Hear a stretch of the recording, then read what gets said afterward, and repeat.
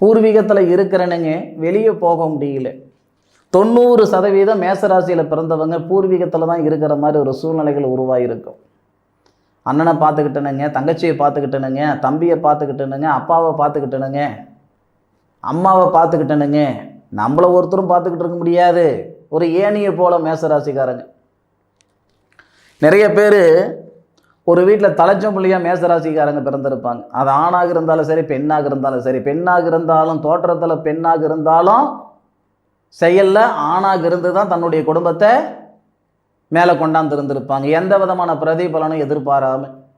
அப்போது பூர்வீகத்தில் இருக்கக்கூடிய மேசராசி நண்பர்கள் அடுத்த கட்டத்துக்கு பயணிக்கிறதுக்கான தருணத்தை 14ஆம் தேதி இந்த பிரபஞ்சம் தருது.